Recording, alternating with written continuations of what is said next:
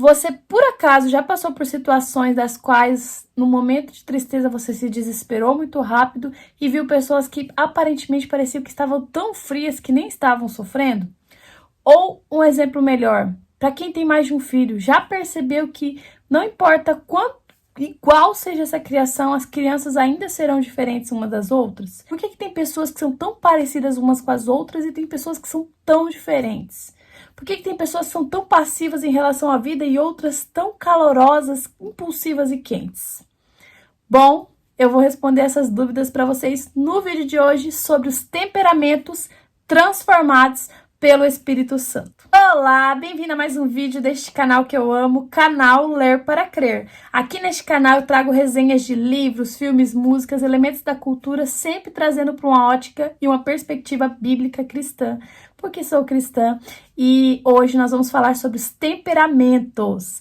Essa teoria que foi dita por Hipócrates 600 anos antes de Cristo. Olha que interessante, quando Cristo já estava na Terra, já se falava sobre os temperamentos, já havia ali um estudo em torno disso. Hoje os temperamentos ficou mais para uma ótica de crenças à parte, alternativas, do que uma ciência propriamente dita. Você não vai estudar ou avaliar temperamentos num consultório psicológico. É óbvio, não é uma doença, é um tempero, né? Pensa comigo, tempero. Quando você imagina uma comida, o que vai fazer ela ficar diferente é o tempero. Às vezes você come a comida da sua mãe, é uma comida mais apimentada. Ela coloca mais tempero. E às vezes você come uma comida da sua avó e é uma comida com mais alho. Também é um tempero. Então o temperamento é basicamente isso, é o tempero da pessoa. É a forma ali como ela é temperada na vida. E eu quero falar um pouquinho para vocês sobre cada um dos temperamentos, principalmente relacionando na educação de filhos, que é o meu foco principal, que foi o meu foco ao estudar os temperamentos e começar a dar mentoria. Mas antes, queria pedir para você deixar o seu like, se inscrever aqui embaixo, comentar e seguir o Instagram oficial deste canal, que é o canal Ler para Crer, como também você pode seguir o meu Instagram pessoal, que é @ElainaOliveiraBlog. Já me segue por lá e vamos ao vídeo. Gente, primeiramente eu queria esclarecer algumas coisas aqui. Eu cheguei nos temperamentos através da leitura de mulheres do passado que tinham muitos filhos, que foram mulheres santas no Senhor, que foram mulheres cheias do Espírito Santo e que conduziram a sua família no caminho que se deve andar. E quando eu comecei a estudar sobre a vida dessas mulheres, eu percebi que elas eram tão sábias que, além de separar um momento para cada filho, elas tratavam com cada filho de acordo com o seu temperamento. Foi aí que ligou uma luzinha que já era acesa há muito tempo dentro do meu coração acerca das pessoas serem diferentes umas das outras. Depois que eu tive filho, eu tive a plena certeza de que isso era real. Quando eu era criança, eu andava e eu percebia que, olha, nossa, fulano é muito parecido comigo, eu gostei. Sabe quando você olha a pessoa de primeiro e fala, nossa, eu gostei dessa pessoa? E aí quando você olha uma pessoa que você mal conversa, você já fala, eu não gostei dessa pessoa? A gente costuma até colocar aquelas frases assim, o santo bateu, né? Né? A gente se combina de alguma forma. E eu lembro que na época eu queria respostas para isso. Por que para algumas pessoas parecia que nem tinha aquela calorosidade, eu nem conversava tanto com aquela pessoa e a gente acabava desenvolvendo uma amizade, e para outras pessoas não importava o tanto que eu me esforçava, parece que nunca era suficiente para eu conseguir manter um vínculo, uma amizade ali consistente.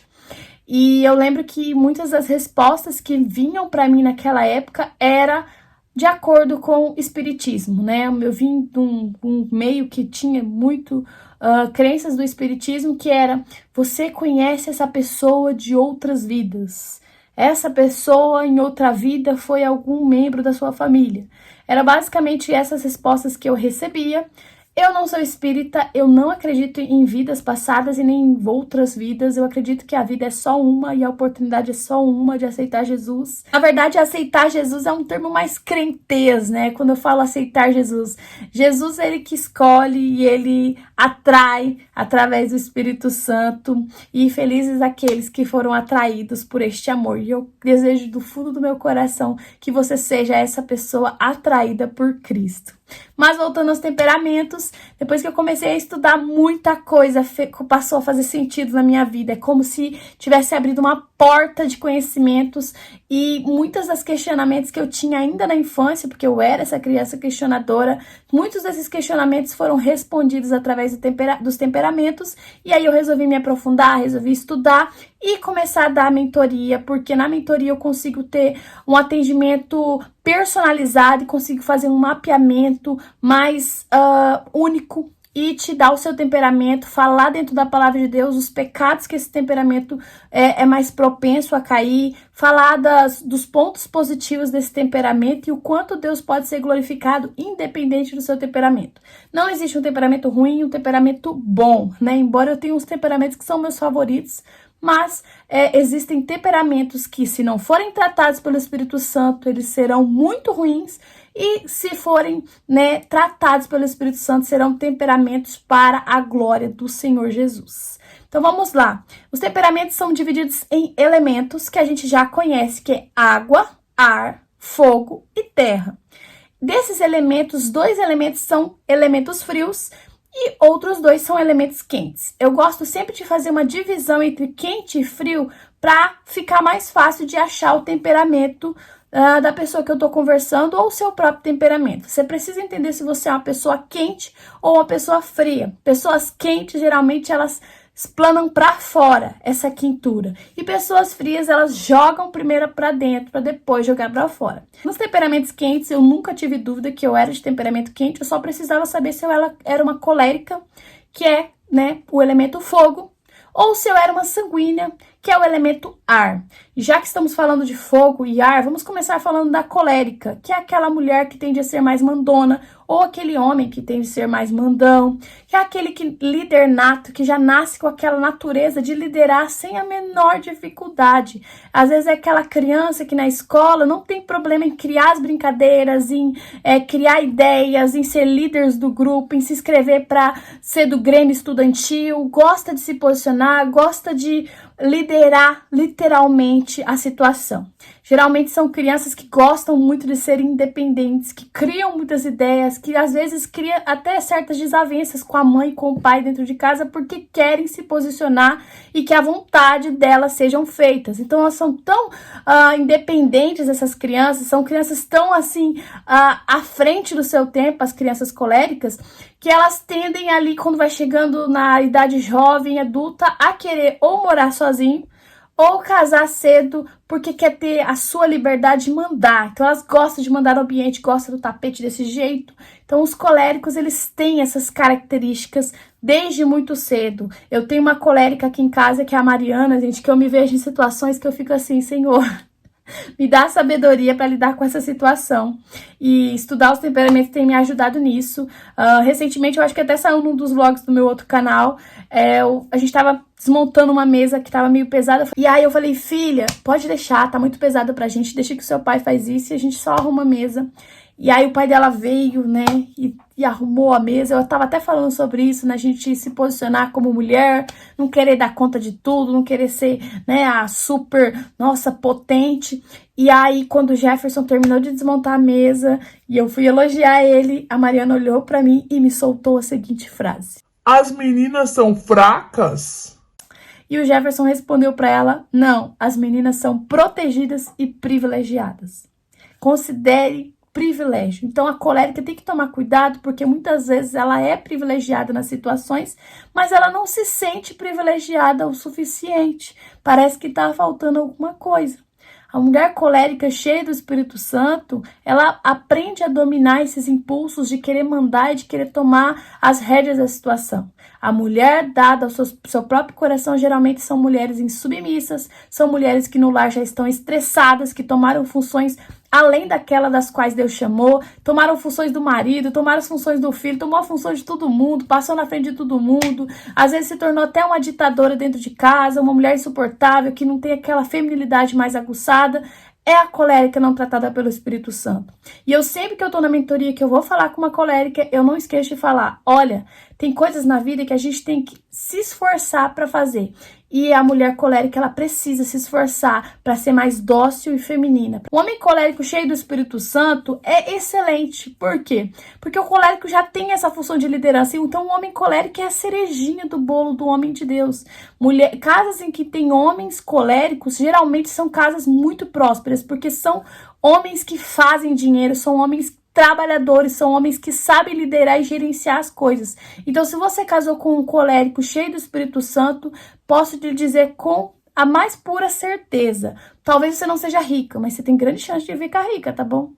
Vamos pra sanguínea, que é o meu temperamento, gente, que é um temperamento do qual eu não gostaria de ter, mas quem sou eu para questionar, né? O quão Deus é perfeito de ter me feito sanguínea e o quanto Ele sabia das fraquezas no meu coração que eu deveria me aperfeiçoar e melhorar. Eu, como sanguínea, posso dizer que os sanguíneos tendem a ser muito impulsivos, ansiosos. Os sanguíneos também são explosivos.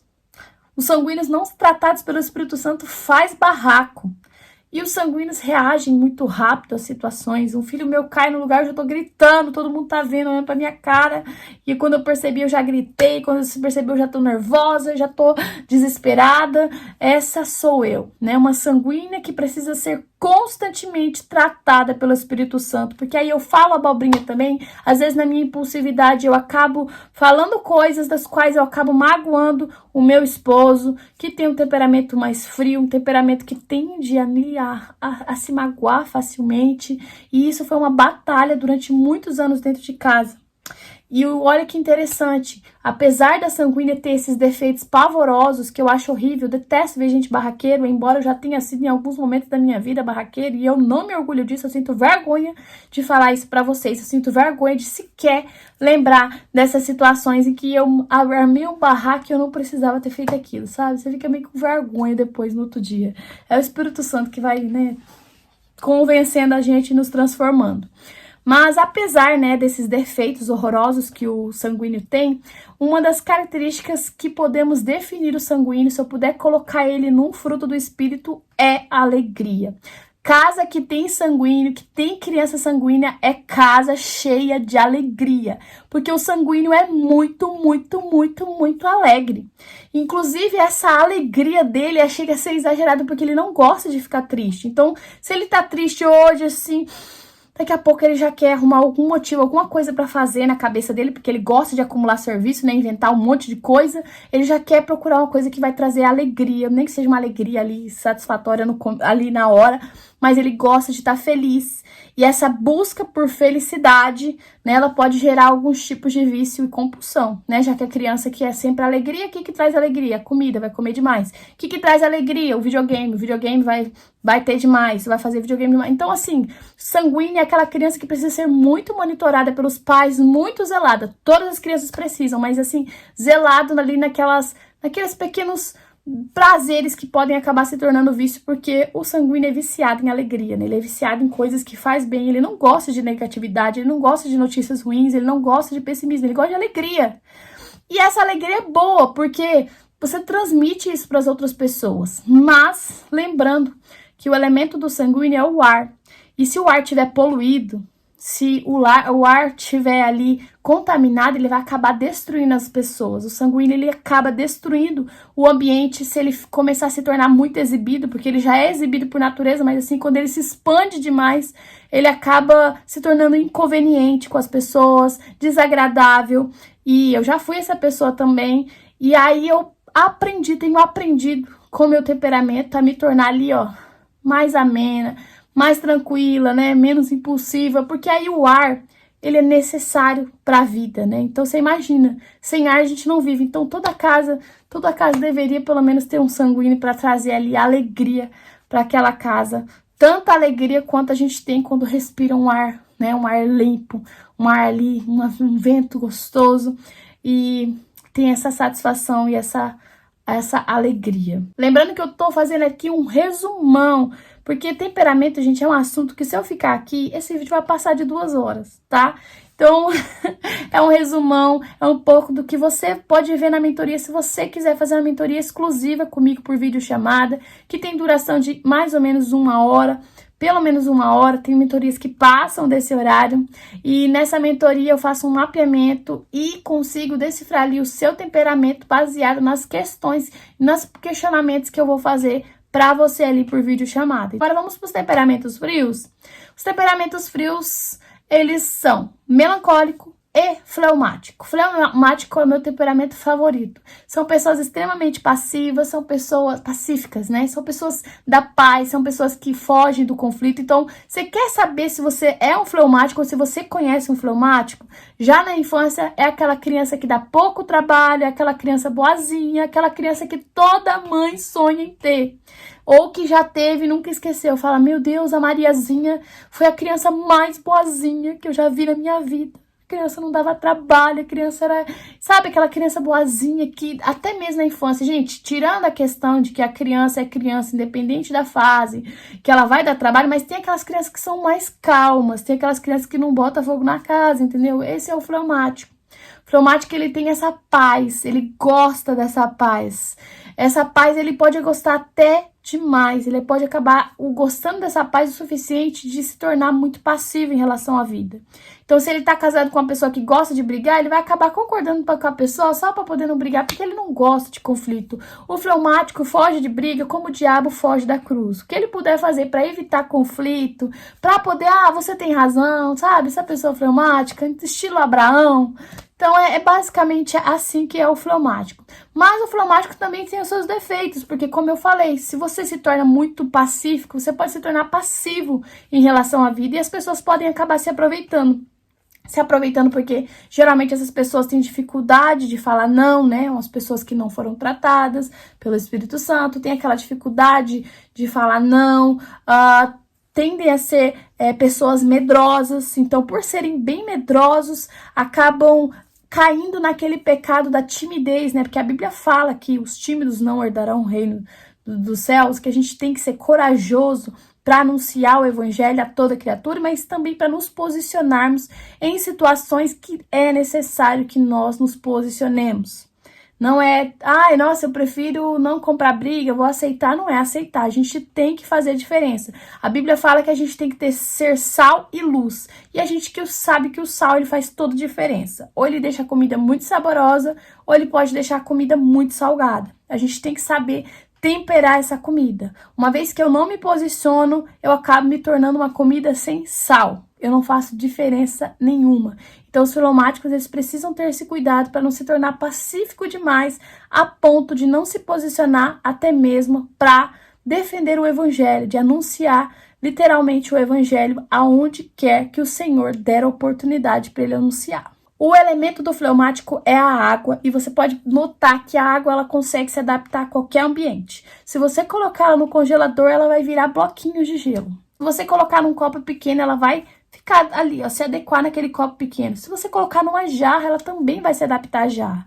Assim são os fleumáticos, que por serem pacíficos, eles acabam se adaptando a qualquer ambiente e tomando ali os costumes daquelas pessoas para si. Então, ele tem que tomar cuidado para não se tornar até mesmo influenciável. Porque, primeiro, se tornar pacífico demais, se tornar, tudo bem, em relação à vida, faz com que você acabe se tornando parecido com as pessoas dos quais você anda. Então, sempre que eu falo com a fleumática, eu falo, olha, se cerque de mulheres cheias de Deus, porque o ambiente tem total influência sobre a sua vida.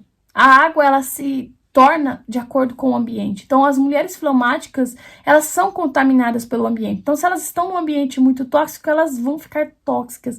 Se elas estão num ambiente muito tranquilo, elas vão ficar muito tranquilas. Então, é importante para as mulheres fleumáticas terem coléricas, terem mulheres, cheias de Deus ali, que se posicionam para que elas também se inspirem nessas mulheres de Deus. E uma coisa que eu sempre falo é que se você tiver um filho fleumático, como eu tenho, é muito importante que desde a infância você observe, você estude, olhe esse filho, para que você venha direcionar o caminho em que ele deve andar. Porque se não for você que vai influenciar o fleumático, se não for o pai, se não for a mãe, se não for as pessoas que amam ele, será outra pessoa. Porque o fleumático acaba assim, a criança fleumática acaba sendo muito influenciável. Então, se ele começar a andar com a turma do skate, ele vai andar de skate. Se ele começar a andar com a turma do futebol, ele vai fazer futebol. Ele é essa criança adaptável. Então, se você tem esse filho fleumático, eu sempre vou falar, olha, direcione. Coloca na igreja, coloca para tocar um instrumento, coloca para fazer coisas das quais vai agregar valor nessa criança. Se você não fizer isso, outra pessoa é que vai fazer. Por último, temos o temperamento melancólico, que é o temperamento do meu marido, gente. Desde que eu descobri o temperamento do Jefferson, que eu confundi bastante, porque durante um certo tempo eu achava que ele era fleumático. Porque dá pra confundir, né? São dois temperamentos frios, são temperamentos que as pessoas, né, elas jogam pra dentro, pra depois jogar pra fora. O fleumático às vezes nem joga pra fora, mas o melancólico ele joga assim pra fora, porque o melancólico tende a ser aquele temperamento dolorido, que se dói muito com as situações da vida, que se dói muito com as palavras das pessoas. Então, se o melancólico tá numa roda de piada e surge uma piada ali pra ele, ele não vai gostar dessas piadas besta, porque ele tende a ser mais ressentido, ele tende a ser mais magoado. Dependendo da palavra que ele ouvir, ele vai guardar aquilo ali, vai ressentir, vai ficar remoendo aquilo ali por muito tempo. E os melancólicos não tratados pelo Espírito Santo ainda assim vão tentar se vingar da pessoa do qual ele se magoou ele. Então, os melancólicos não tratados, além de ressentidos, de magoados, eles se tornam vingativos. Então, se você é melancólico, você vai sim ser dolorido. A diferença é que se você é um melancólico cheio do Espírito Santo, você vai pegar essa dor e vai transformar ela em perdão. Você vai escolher perdoar. Sabe aquele versículo, perdoar os seus inimigos? Então, perdão, gente, não é sentimento. Ninguém acorda num belo dia falando, eu acordei com vontade de perdoar meus inimigos. Não existe isso, gente. Perdão é decisão, é você escolher. Então, o melancólico, ele precisa escolher, literalmente, todos os dias, exercer aquele versículo do Pai Nosso, que é: perdoa, Senhor, as minhas dívidas, assim como eu perdoo os meus devedores. Eita! Falou esse versículo, o melancólico imediatamente entende que ele tem que perdoar, porque se ele não perdoa as pessoas que estão devendo isso aqui para ele, imagina ele que está devendo isso aqui para Deus. Mas aí o melancólico, uma coisa que eu tenho percebido, e isso é uma coisa minha, um mapeamento que eu tenho feito. Gente, todas as pessoas que eu mapeei até hoje, que se encaixam no temperamento melancólico, lembrando que eu não sou psicóloga, eu não faço avaliação psicológica, eu não faço nada do tipo desse campo. Inclusive, quando eu vejo necessidade, eu falo, olha, isso daí não pertence a mim, procure um psicólogo, procure um psiquiatra. Mas uma coisa que eu percebi é que de 100% das melancólicas que eu avaliei, 80% tomavam remédio para depressão ou tinha algum outro problema psicológico relacionado à tristeza, à melancolia, a uma ansiedade. Então, assim, eu fiquei chocada, porque até então você começa a conversar ali com a pessoa, você não tá falando de sentimentos, você tá falando do temperamento e das reações dela desde criança, que ela era, o que ela de fato é. E aí, quando eu chego no temperamento melancólico, eu percebo que a maioria das pessoas de temperamento melancólico que eu avaliei ou tomavam remédio para depressão ou estavam caminhando para poder tomar. O meu esposo é um exemplo claro de um melancólico que luta contra a sua própria melancolia, para não cair, sabe? Então, eu vejo essa luta dele no sentido de, não falo não cair em depressão, mas ele usa estratégias que eu percebo para não ficar triste, sabe? Então ele não fica assistindo reportagens, ele evita várias coisas que eu percebo no Jefferson. Ele não gosta de coisa triste, baseada em fatos reais, porque ele sabe o quanto aquilo ali contamina ele e deixa ele mal, sabe? Então eu percebo assim, meu esposo, ele é admirável nesse sentido, porque ele já entendeu as fraquezas dele desde muito tempo e ele acaba não alimentando isso, né? Para não gerar uma ansiedade, uma tristeza ou coisa do tipo, porque o ambiente também contamina o melancólico, só que o melancólico, ele tende a remoer demais as coisas e acaba ali se auto-adoecendo também. Então, quando eu tô aqui falando do melancólico, talvez você esteja falando, Laine, você só me falou defeito. Laine, você só falou defeito. Vamos falar do elemento do melancólico, que é a terra.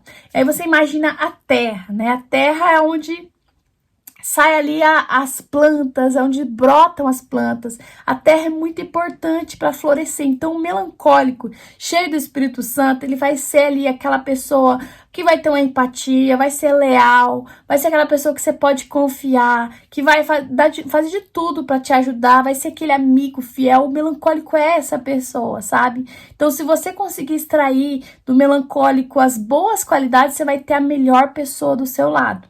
Mas não queira conhecer os defeitos ou, né, cutucar para que o melancólico fique ali na sua pior versão. É aquele que, se você conversa com ele, ele tende a melhorar, sabe? Eu tenho um marido melancólico que tem tal comportamento. Você orando e conversando com ele, ele vai tender a fazer o possível para te deixar bem, para não te magoar. Entender que uma terra encharcada, por exemplo, ela não produz nada. Então, o melancólico, ele não pode estar encharcado. O melancólico, ele tem que estar cheio do Espírito Santo para que ele produza muito, para que ele seja um solo fértil, para que ele anuncie o evangelho, que o melancólico, ele tem, sabe, isso de sentir ali no começo em que ele não é capaz, que ele não pode, mas uma vez que ele se esforça, porque aí vem o ponto. Melancólicos tendem a ser perfeccionistas e organizados. Então, a pessoa melancólica, ela já tem aquela qualidade de ser mais organizada, mas ela tende também a se cobrar bastante, então ela vai dar o melhor. Se ela falar que vai fazer alguma coisa, algum serviço para você, ela vai tentar te entregar o melhor possível, porque ela gosta de fazer as coisas bem feitas.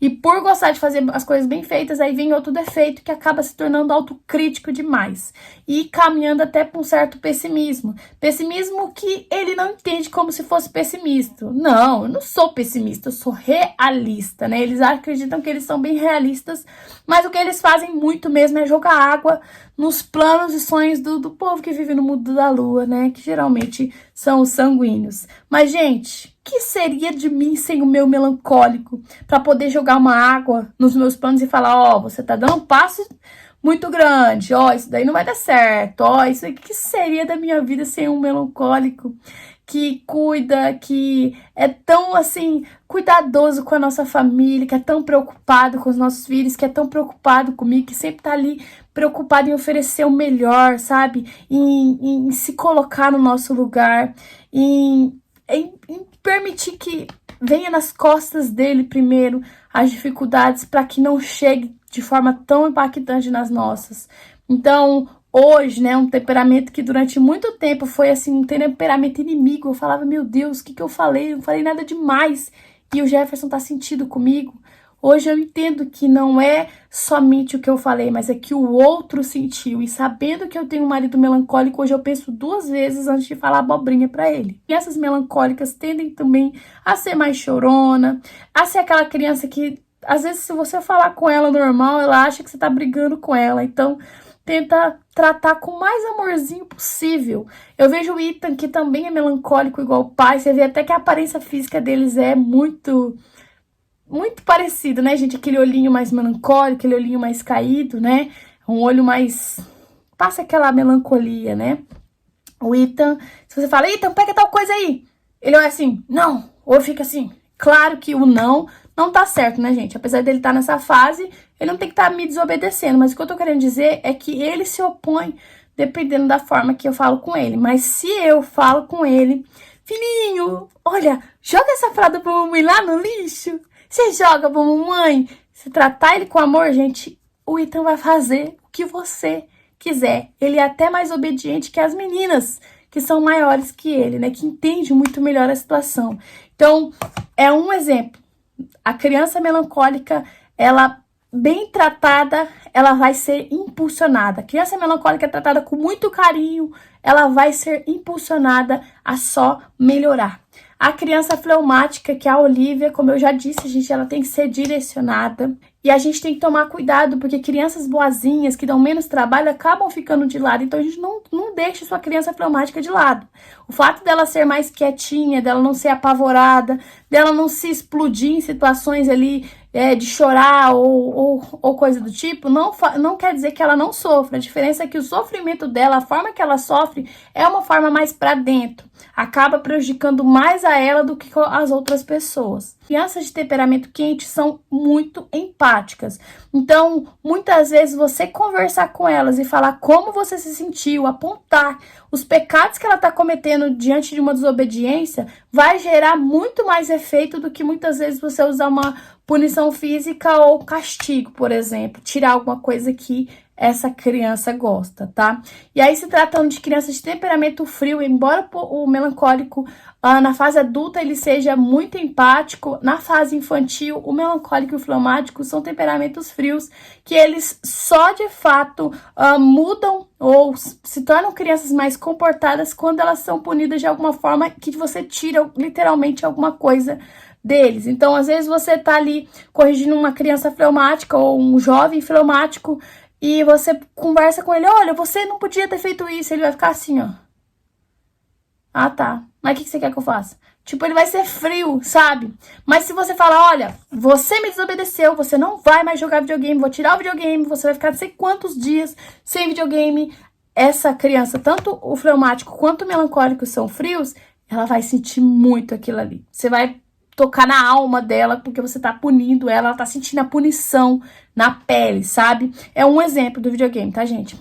Ou existem outras formas de disciplinar e castigar, mas isso aqui é um exemplo. Então, ela vai sentir aquilo ali e ela vai fazer o possível pra te obedecer, porque ela não quer sofrer o sofrimento que você fez ela passar. Ela não quer sentir dor. Então, crianças fleumáticas e melancólicas ou adolescentes, eles aprendem muito mais sentindo do que você chegar lá e tentar resolver na base ali mamãe tá triste. Antes de finalizar, eu preciso dizer que temperamento não é o mesmo que signo. Eu vejo muita gente debochando por aí. Ai, agora é signo, é o signo do crente, é o temperamento? Isso não é verdade. O signo, a gente sabe que é guiado pelas estrelas, então dependendo do dia que você nasceu, você vai ter aquele comportamento por conta daquele signo. O signo também promete olhar o futuro. O temperamento não tem nada a ver com isso, não tem a ver com os cosmos, os planetas, ou o que vai acontecer com o seu futuro, do seu temperamento. O temperamento somente é a padronização das características que você reage no ambiente. E aí você vê exatamente o quanto os temperamentos faz muito mais sentido do que o signo quando você encontra gêmeos idênticos que nasceram no mesmo dia, praticamente na mesma hora e são totalmente diferentes um do outro. Aí você pensa, se eles nasceram no mesmo dia, na mesma hora, tem o mesmo signo. A lógica, né, é que eles fossem iguais. E quem tem filhos gêmeos, que eu conheço mais de uma pessoa, pode aqui até comentar que vai dizer com propriedade, Elaine, eu tenho gêmeos e não tem nada a ver um com o outro. Então, o temperamento faz muito mais sentido, porque o temperamento a gente avalia as reações. Vou encerrar esse vídeo por aqui, eu espero que eu tenha trazido boas informações para você. Se esse vídeo foi útil, de alguma forma, deixa o seu like, compartilha com alguém que você conhece, que vai gostar desse vídeo, ou que talvez você ache que precise desse vídeo. E também se inscreva para fazer uma mentoria exclusiva comigo por videochamada, e lá a gente vai falar somente do seu temperamento e o quanto o Senhor pode ser glorificado através do seu temperamento. Tchau! Ficou pra trás. Estou vivendo o novo de Deus. O meu futuro Deus proverá. O que passou, passou. Agora é minha vez.